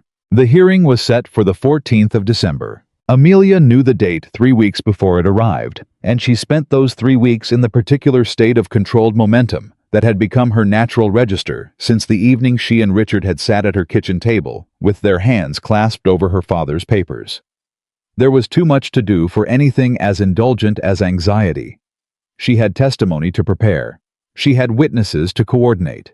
She had her mother to keep steady, and the Fenwick widow's fence dispute to resolve before winter made the boundary impassable, and 3 letters to write on behalf of tenant families whose situations had come to her attention through the slow expansion of a network she hadn't realized she was building until it was already there. She was also, though she would not have described it this way to anyone who asked, learning to trust the weight of Richard's presence at her shoulder, without leaning into it so hard that she forgot how to stand on her own. That was its own kind of work. He came to Crestfield 4 times in those 3 weeks. Twice on business, Brackett's final assessment of the culvert repair, and a meeting with Hadley about the sequence of document presentation at the hearing. Once, to bring her a legal summary, he had commissioned from a barrister in Leeds who specialized in investment fraud, a man named Carver, who had reviewed the full packet of evidence and written back in the brisk language of a man unimpressed by county reputations that the case was among the cleaner examples of deliberate financial manipulation he had encountered in 20 years of practice. The 4th time he came with no stated reason. He arrived on a Wednesday afternoon and found her in the yard splitting kindling, because the woodsman she usually hired had a broken wrist, and he took the axe without asking, and finished the pile while she stacked, and they worked in the cold for an hour without saying anything of particular consequence.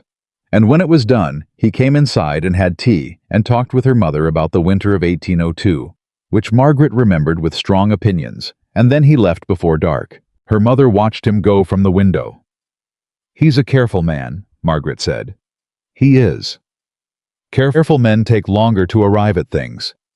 She turned from the window. "But when they arrive, they stay."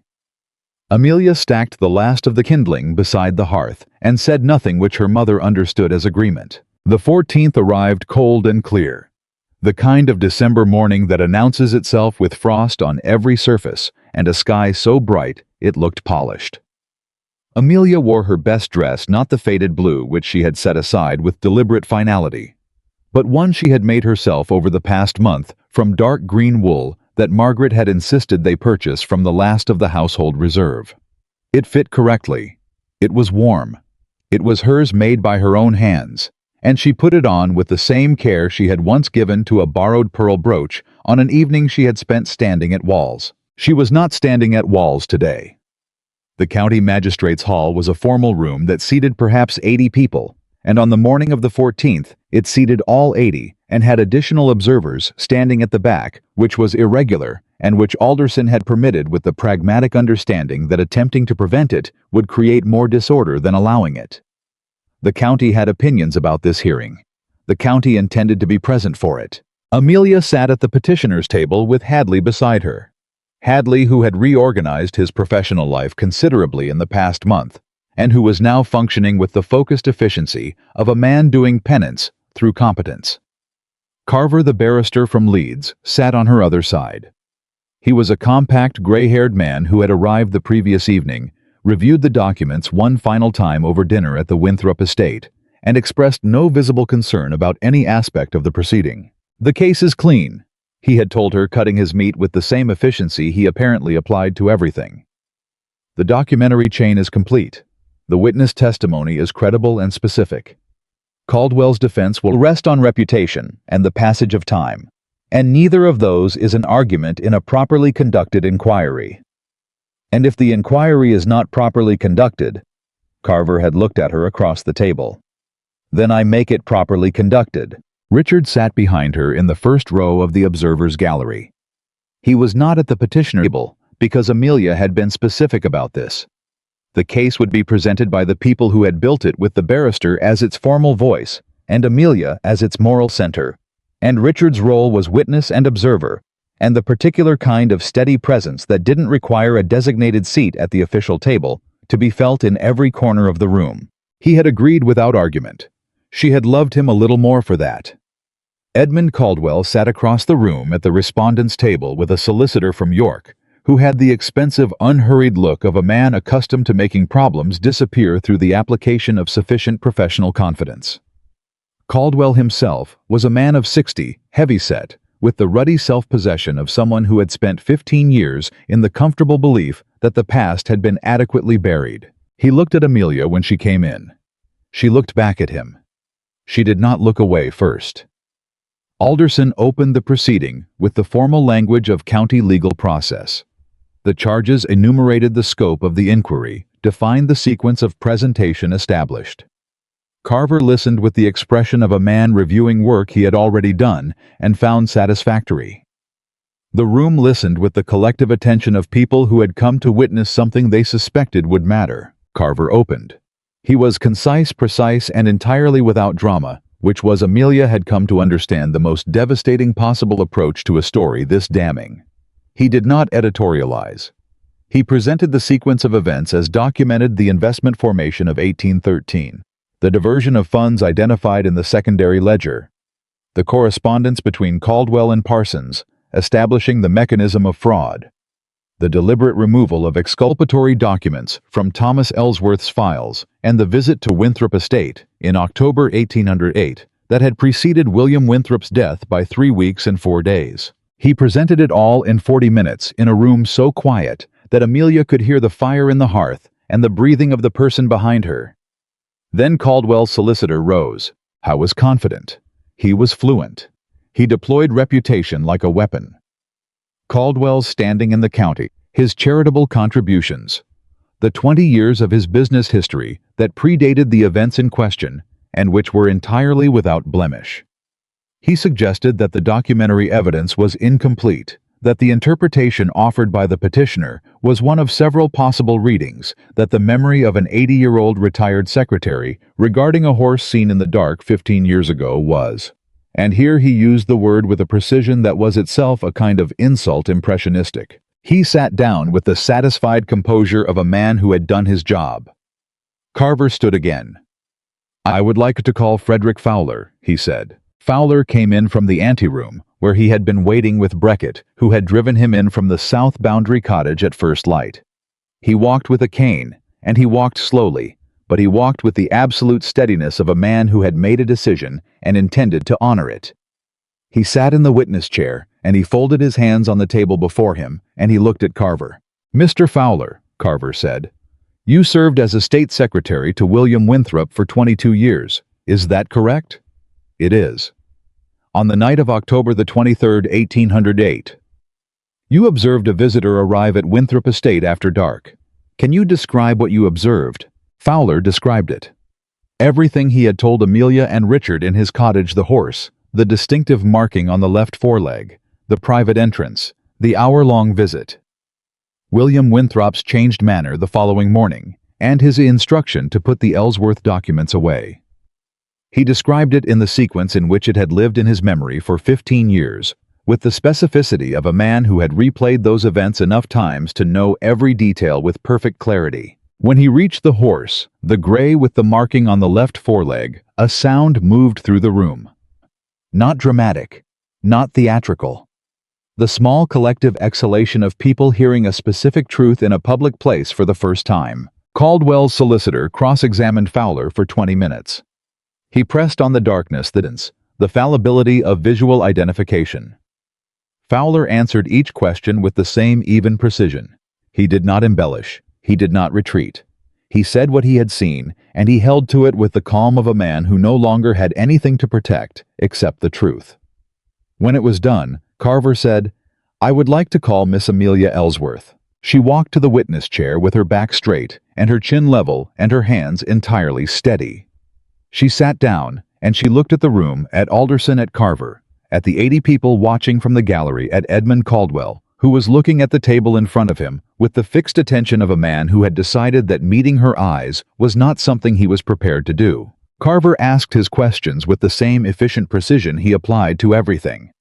The documents, she described each one and its origin. Her father's margin notes, she recited them from memory, because she had read them enough times that they were part of her own internal architecture now. The sequence of events from 1813 to 1818. She walked through it with the clarity of someone who had organized it in her own mind more times than she could count, and each step was documented, and each document was in the record before Alderson, and there was nothing in her account that required her to ask anyone to take anything on faith. Then Caldwell's solicitor stood. He was less confident now. The ground had shifted in the room during Fowler's testimony, and he knew it. But he had a strategy, and he deployed it. "Miss Ellsworth," he began with a careful courtesy that was its own kind of condescension, "you have suffered a great deal in the years since your father's death. The loss of family standing, financial difficulty, social isolation. These are real and painful experiences, and I do not minimize them." A pause. "But I would ask the inquiry to consider whether a young woman who has experienced these hardships might be inclined, perhaps unconsciously, to seek a narrative that explains them. To find in the ordinary misfortunes of business failure a conspiracy that provides a more satisfying account of her family's circumstances." The room was very quiet. Amelia looked at him.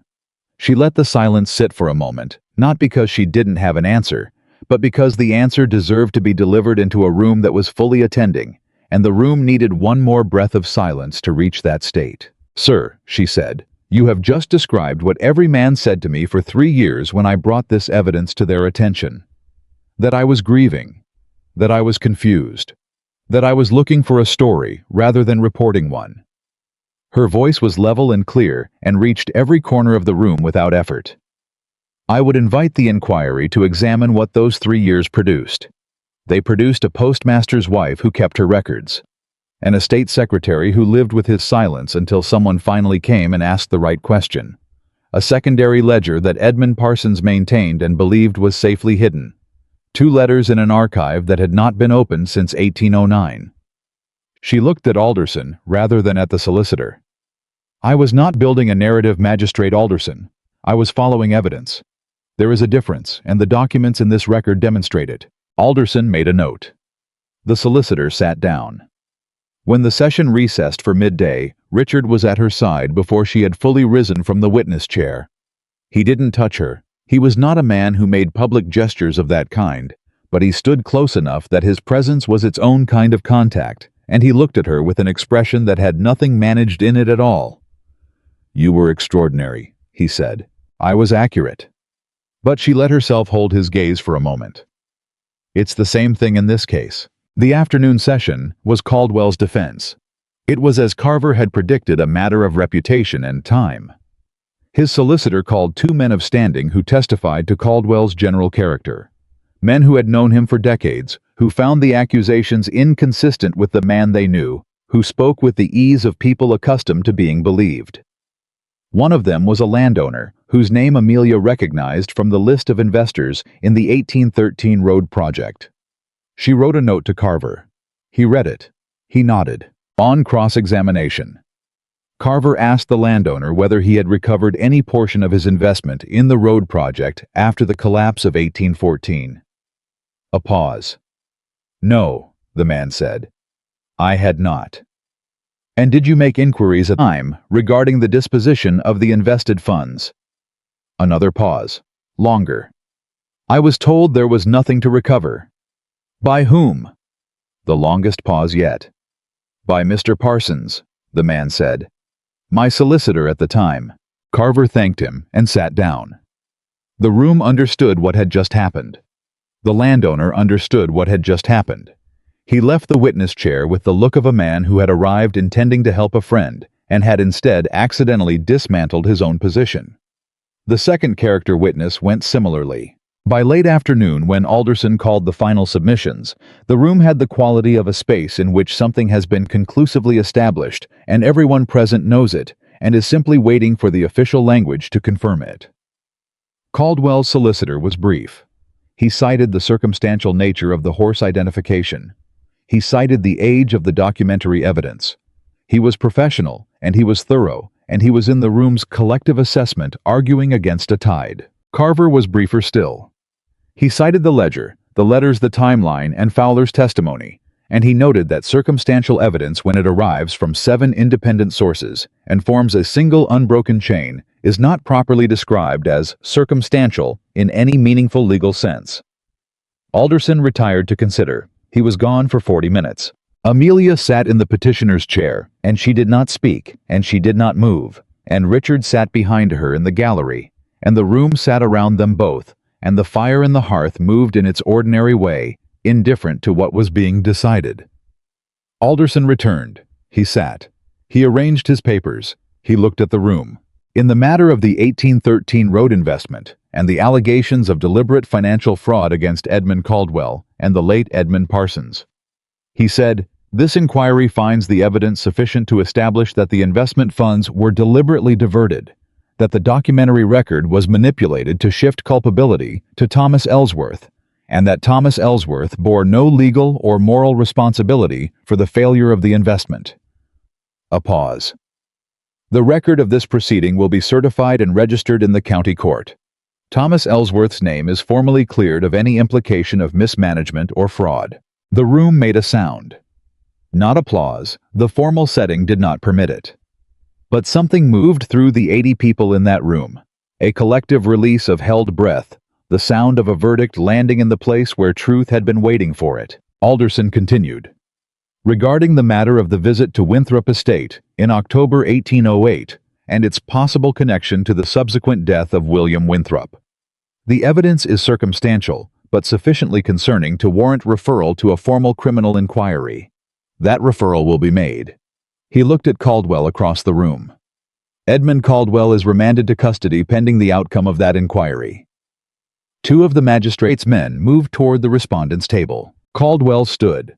He stood with the particular rigidity of a man whose entire posture is a performance of dignity.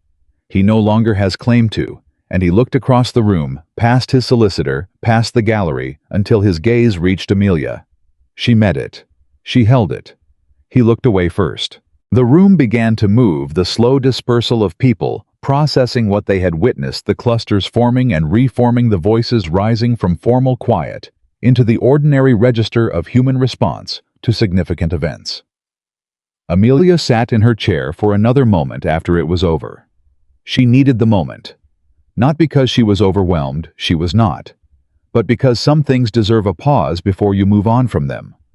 Some arrivals are worth standing still inside of just for a breath. Her father's name, restored, registered, official. She pressed her hand flat on the table, the same gesture she had made in her kitchen, in Richard's kitchen, in every room where she had needed to ground herself in something solid and real. She pressed it flat, and she breathed, and she let herself for one private moment be the daughter of Thomas Ellsworth of Crestfield, who had been a good man and a generous one, and who had trusted people he should not have trusted, but had also trusted the truth of what he'd found and had tried with everything he had to bring it into the light. He had needed help getting there. She had needed help getting there. That was not weakness. That was how things actually got done in the world. Margaret was at the cottage when Amelia returned. She was sitting by the window with her hands in her lap and her face arranged in the careful composure of a woman who has been maintaining it by sheer will for several hours. When Amelia came through the door and said, "It's done, Mama, it's done," the composure did not collapse. It simply softened the way ice softens at the edge before it releases. Margaret closed her eyes for a moment and then opened them and looked at her daughter and said, "Tell me everything." Amelia told her everything. The weeks that followed were not quiet. The county did not rearrange itself overnight. People who had spent 3 years not seeing the Ellsworth name were not transformed by a magistrate's ruling into people who had always seen it clearly. Human nature did not operate at that efficiency, and Amelia had never expected it to. What the ruling did was shift the ground. It made the alternative, the comfortable story about Thomas Ellsworth's poor judgment and his daughter's unwarranted persistence, no longer tenable. You could not hold that story anymore without holding it in the full knowledge that the official record contradicted you, and most people preferred not to be on record as contradicting the official record. Social recalibration. Amelia had discovered was largely a matter of self-interest. The invitations began to arrive in January. Not the grand events, those would come later in their own time, but the smaller ones. Tea with the Alderson family. A dinner at the home of one of the investors who had in cross-examination inadvertently done Carver's work for him, and who was now making a pragmatic peace with the new landscape. A letter from the Ladies' Charitable Society of the county, asking whether Miss Ellsworth would be willing to speak to their members about the importance of financial literacy for women managing household affairs. She wrote back and said yes. She also wrote to 3 women she knew who were in circumstances similar to her own. 3 years ago, Deuced overlooked managing alone and invited them to dinner at Crestfield. She made the dinner herself with help from the Fenwick widow, who had developed strong opinions about cooking on higher ground since the relocation of her kitchen garden. The evening was loud and specific, and ran 2 hours past the point where propriety would have suggested concluding it. And Amelia thought driving home afterward in the cold dark that she would do it again next month. Richard asked her in February to ride with him across the Winthrop estate. He took her to the eastern section, the land near the valley where Caldwell's property had stood before the criminal inquiry had frozen its title, pending the resolution of the fraud case. He showed her the road that had never been built. The route that the 1813 investment was supposed to have funded, a proper road through the valley that would have connected 3 villages and reduced transport times and benefited every farmer and tradesman in the area. It could still be built, he said. She looked at him. There are funds, he continued. The recovered portion of the diverted investment Alderson has been managing the disposition through the court. It won't cover the full construction, but combined with subscriptions from the affected landowners, it could cover the majority. A pause.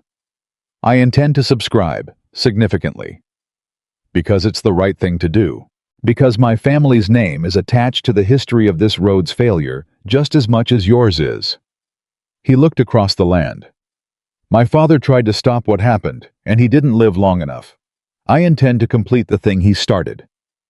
Amelia looked at the valley, the road that didn't exist, the space between the villages that had been carrying the cost of that absence for 15 years. I'd like to help manage the subscription process, she said. I know the affected landowners, I know the argument that will move each of them specifically, and I know which ones will respond to financial self-interest and which ones will respond to community obligation, and I know the order in which to approach them for maximum effect. Richard looked at her. I know you do. I also know a builder in Leeds who owes Carver a professional favor, and Carver has already said he's willing to leverage it. A pause. You've already started, Richard said. I've been thinking about it for 3 weeks. He looked at her for a long moment. That look, the one she'd first seen at the assembly, the one that had been assessing her when she thought he might be looking past her, the one that had changed in its quality as the weeks had passed. Until now, it was something entirely different from assessment. Something that had settled, that had found its object and recognized it. Marry me, he said. Not would you like to. Not a formal speech with flowers and ceremony. 3 words clean and certain the same way. He had extended his hand at the assembly and said, "Dance with me," as if the conclusion had already been reached, and this was simply the announcement. Amelia turned to face him fully. On what terms? She asked. Something moved in his expression, not surprise. He had known her long enough to know she would ask. On yours.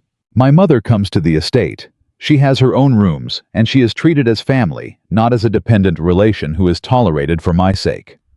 Agreed. I continue to manage Crestfield land. In my name. With my decisions. Agreed.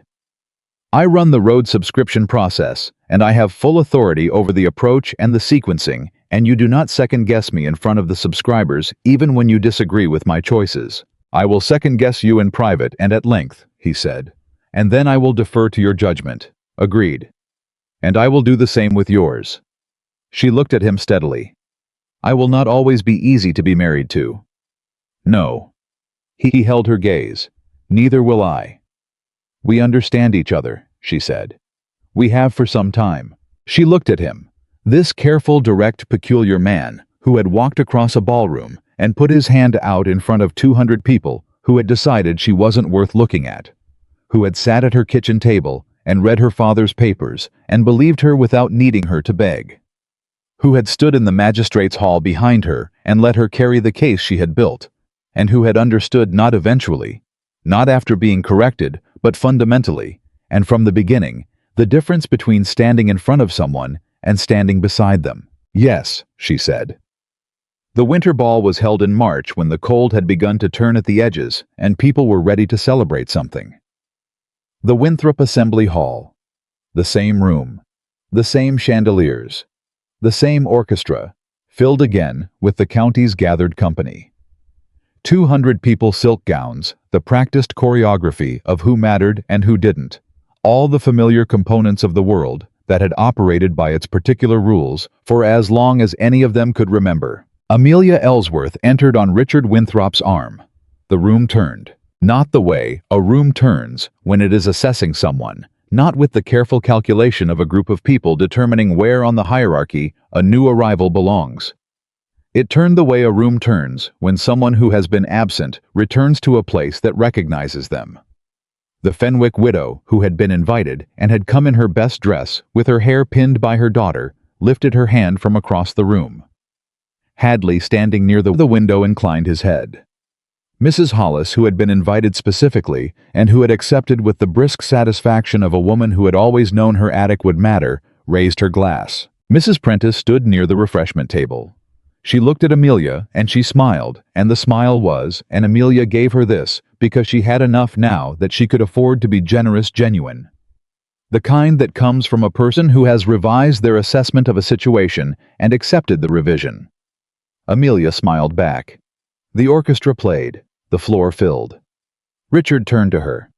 May I have this dance? She looked at him. This man who had first asked her that question in a room full of people who were laughing at her expense, who had asked it not as a performance or a rescue, but as the beginning of paying attention. She thought about the kitchen floor, and the level boards, and the afternoon light coming through the south window, and the careful steps she had practiced alone, because the body remembers what it knows even when the world has decided it doesn't matter. She had always been able to dance. She had just been waiting for someone who knew it too. "You asked me once," she said, "when everyone else ignored me." "I remember." "And now?" He took her hand. He looked at her with the clear, unhurried gaze of a man who has found the one thing in the world that he was not before finding it certain he was looking for. "Now I ask," he said, "because I know exactly who you are." They stepped onto the floor together. Not as a powerful landowner and a forgotten woman. Not as a rescuer and his project. Not as the county's newest social realignment or the subject of its most recently revised assessment. As two people who had looked at each other clearly in muddy fields and lamplit kitchens and a magistrate's hall and the long cold weeks of a Yorkshire winter and had not looked away. The music began, and Amelia Ellsworth, daughter of Thomas Ellsworth of Crestfield, whose name was now in the county record exactly as it had always deserved to be danced. She had never, not for a single day of the 3 years she had spent standing at walls, stopped knowing that she would.